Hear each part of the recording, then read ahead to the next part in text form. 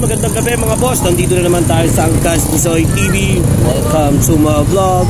Yan guys, naisipan natin silipin ulit yung motorcycle lane.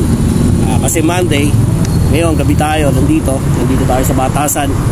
So check natin yung mga kapwa natin, mga bikers at mga nagmumotor kung sumusunod sila sa batas trapiko. So napakasimple lang naman. Ginawa yung motorcycle yun kasi sobrang daming na-accident sa lugar na yan. Yan yung tinatawag natin claimer guys, 6 lane. So dapat yung naka-designated na motorcycle lane, dun lang tayo para at least iwas aksidente. So tara, samahan nyo ako.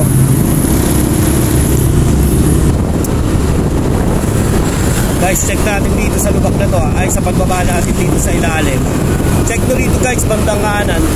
May delikado rito yung malalim, hindi pa naaayos. Check natin kung nandun pa, hindi pa rin natatabunan. Delikado kasi yan. So pagbaba natin dito sa tulay. Check nyo yan guys. Tsaka speed limit, pinaka ano naman talaga yung 60 kilometers na speed limit sa Commonwealth. Sundin lang po natin yun, mas safe kasi. Ito guys yung sinasabi ko sa inyo. Ingatan nyo guys to kasi napaka-risky talaga nito rito. Sobrang lagi ako napapaisip rito kung ba't hindi pa natatabunan. Ayan, malapit na guys. Sana wala na rito. Next guys, yan yung bandang kanan na yan. Ayan o. Ayun, delikado yun, may kuhit.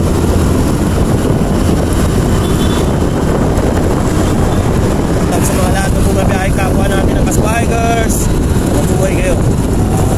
Ingat lagi sa daan. Love you guys, love you. Sa lahat ng mga bakbakero dyan, ingat.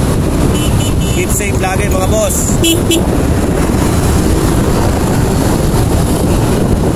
Ayan, nakita nyo yan, nasa natin. Shoutout NRC, kita ko. NRC, shoutout. Aring Jen Cindy, pare, chairman. Ayan, shoutout sa grupo mo NRC. Nasa harapan natin.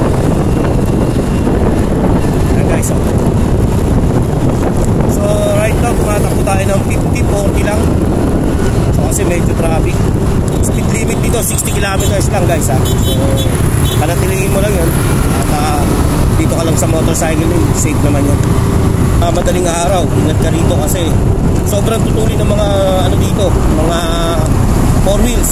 So kaya yung pinapayo natin, dito na tayo sa motorcycle lane para kasi aware yung mga 4 wheels na may mga nakamotor. Ayan guys, so yung mga nakikita nyo yan, yan ang nakakatakot dito. Ayan, kapag matuling ka rito, hindi mo kabisado to, sigurado mabalentong ka dyan. Pinalitok yan sa mga boss, pinalitok yan. So kaya dapat ingat lang. Pag dito ka sa Commonwealth, chill ka lang. Tayo kanina. So pinapayagan naman ng mga MMDA kung kakaliwa ka or kakanan, basta babalik ka kaagad. Kasi yun nga, hindi natin maiwasan, may pumapasok na 4 wheels.